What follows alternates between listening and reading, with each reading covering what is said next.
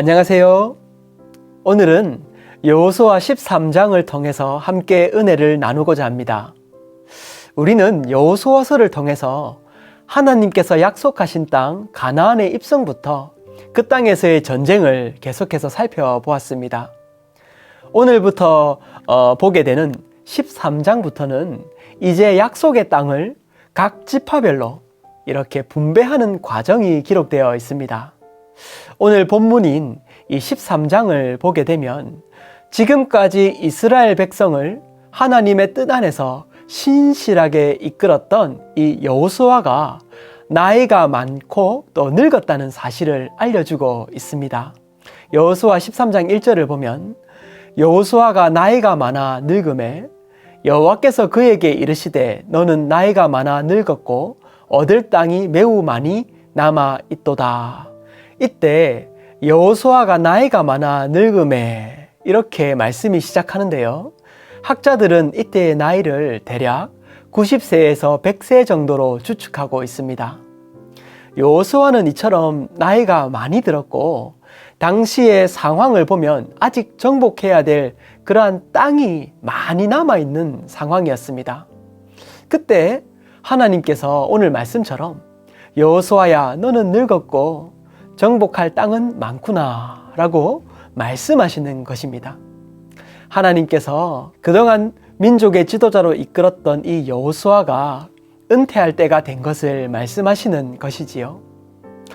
여호수아는 그의 평생을 약속의 땅을 바라보며 정복하고 싸우며 민족을 이끌었던 지도자였습니다. 정복할 땅이 아직 많이 남아 있는데 좀 아쉬움이 있었겠지요. 지금 그에게 젊을 때의 힘은 없다 할지라도 마음은 여전히 청춘이었습니다. 그와 함께 전장을 누비던 이 갈렙의 말을 대신 빌리면 오늘날 내가 85세이지만 모세가 나를 보내던 날과 같이 여전히 강건하며 나의 힘이 그때나 이제나 동일하므로 싸움에나 출입에 감당할 수 있다고 말하는 것을 보게 됩니다. 이 말처럼 실제로 여호수아는 이 13장 이후에 갈렙과 함께 아낙 자손을 진멸하는 데 앞장서면서 23장까지 이어지는 이 상당한 기간을 그는 전쟁의 선봉에 서서 이렇게 싸우게 됩니다.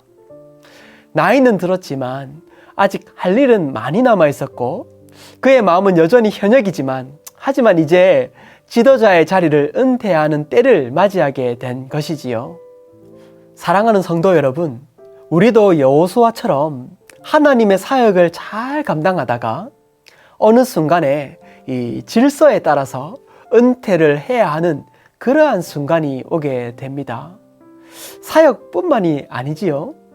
직장이나 사회생활에 있어서도 더 이상 그 일을 할 수 없는 순간이 오게 되는 것입니다. 이 순간 우리는 어떻게 하나님 앞에서 인생의 이막을 열 수 있을까요? 오늘 여호수아가 걸었던 길을 살펴보면서 이 인생의 이막을 열어 피니시 웰 하는 그러한 인생이 어떤 인생인지를 알기 원합니다. 첫째로 주님 앞에 내려놓아야 합니다. 여호수아는 하나님과 민족을 위해 자신을 희생하며 이 마음이 낮아진 그러한 지도자였습니다. 그는 이같이 지도자의 자리에서 물러나야 할 때를 알았습니다. 하나님께서 여호수아야 너는 이제 늙었다 라고 권면을 받는 즉시로 그는 은퇴하였던 것입니다. 여호수아서의 이유를 살펴보면 민족의 지도자는 제사장 엘르아살이었습니다. 그리고 이제 그는 엘르아살의 뒤에 서 있는 그러한 사람이 된 것이지요. 그는 지금까지 이스라엘을 선봉에 서서 이끌며 어떻게 내가 싸우며 또 어떻게 해왔는지를 그렇게 내세우지 않았습니다. 그가 가졌던 지위와 명예도 더 이상 내세우지 아니하였습니다. 참 힘든 일이지요. 자신이 잘 모르는 일에 대해서는 새롭게 그 일을 시작하게 되면 배우는 마음으로 섬길 수 있지만 평생을 해왔던 일을 뒤로 하고 다른 사람들의 뒤에 서서 그 미성숙함을 바라보게 될 때는 참견하고 싶기도 하고 또 한마디 해주고 싶은 것이 사람의 본성이 아니겠습니까? 하지만 그는 이제 자신의 위치를 낮추고 하나님의 말씀에 순종하여서 그렇게 이스라엘을 위하여 희생하는 것입니다. 여호수아서 19장 49절을 보면 이스라엘 자손이 그들의 땅의 경계를 따라서 기업의 땅을 나누기를 마치고 자기들 중에 눈의 아들 여호수아에게 기업을 주었으니, 한참 뒤에 여호수아는 모든 지파들이 땅을 다 차지하고 난 이후에 비로소 자신의 그 기업을 요구하는 모습을 보게 됩니다. 그는 자신의 기업을 먼저 요구할 수도 있었습니다. 많이 수고하였으니 자신의 지위를 내세울 수도 있었지만 그는 은퇴해야 될 때에 은퇴하고, 그리고 이 제사장의 뒤에 서서 이 민족을 섬기며 마지막에 기업을 받게 되는 것입니다. 사랑하는 여러분, 이러한 모습이 주님이 원하시는 모습입니다. 항상 우리는 현역에서 은퇴해야 될 때가 오게 되는 것을 기억해야 될 것입니다. 이미 은퇴하신 분도 있겠지만 그때 우리는 우리가 행하였던 것을 내세우는 그런 모습이 아니라 낮고 겸손한 모습으로 하나님께서 낮추신 자리에서 기쁨으로 그렇게 공동체를 섬겨 나가기를 기도합니다. 두 번째로 주님이 행하신 일을 가르쳐야 합니다. 여호수아서는 이 순종에 대한 가치를 우리에게 잘 알려주고 있습니다. 그는 하나님의 말씀에 순종하는 사람이었고 그의 삶을 통해서 나타내 보였던 것입니다. 그리고 그가 평생토록 알게 된 것을 이스라엘 백성들에게 가르치고 알려줍니다. 그는 가나안으로 들어가는 처음에 순종의 자리로 가서 그의 삶의 마지막 순간에 백성들을 다시 부르게 되지요. 그리고 이렇게 말합니다. 그러므로 너희는 크게 힘써 모세의 율법에 기록된 것을 다 지켜 행하라. 그것을 떠나 우로나 좌로나 치우치지 말라. 그는 평생에 걸쳐서 알게 된 하나님의 그 은혜들, 그러한 기록들을 후손에게 알려주는 것입니다. 이것이 평생을 주님과 함께 걸어온 사람의 모습입니다. 우리는 하나님의 영광을 나타내기 위하여 부르심을 받지 않았습니까? 인생의 2막을 시작할 때에 우리는 하나님의 뜻과 영광을 이 삶으로 가르치고 또한 후손들을 위해서 그 하나님의 크신 역사들을 알려야 할 것입니다. 세 번째로 새로운 사명을 가져야 합니다.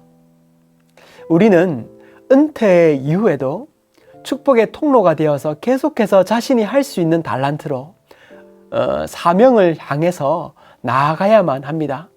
이것은 또 다른 하나님의 부르심을 받아들이는 것입니다. 이 여호수아는 엘르아살의 뒤에 서 있었지만 그가 하고자 하는 일을 놓치지 않았습니다. 그가 은퇴하는 시간에 상황을 보면 아직도 정복하지 못한 땅이 많이 남아 있었습니다.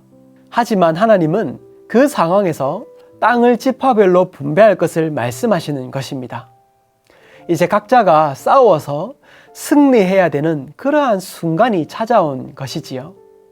여호수아서 11장 21절을 보면 그때 여호수아가 가서 산지와 헤브론과 드빌과 아납과 유다 온 산지와 이스라엘의 온 산지에서 아낙 사람들을 멸절하고 그가 또 그들의 성읍을 진멸하여 바쳤으므로, 이 말씀처럼 그는 전쟁에 참여합니다. 나이와 상관없이 남은 인생의 여정 기간 동안 하나님과 민족을 위해서 그가 할 수 있는 최선을 보여주는 것입니다. 우리에게도 우리에게 잘 맞는 섬김의 방법이 있습니다. 실제로 어떤 이는 자신이 현직에 가졌던 기술을 가지고 인생의 2막을 열며 선교지에 나가서 봉사하시는 분도 본 적이 있습니다. 직장을 다닐 때는 만날 수 없었던 사람들과 관계를 회복하고 오히려 복음을 전하는 기회로 사람들을 만나시는 분들도 계십니다.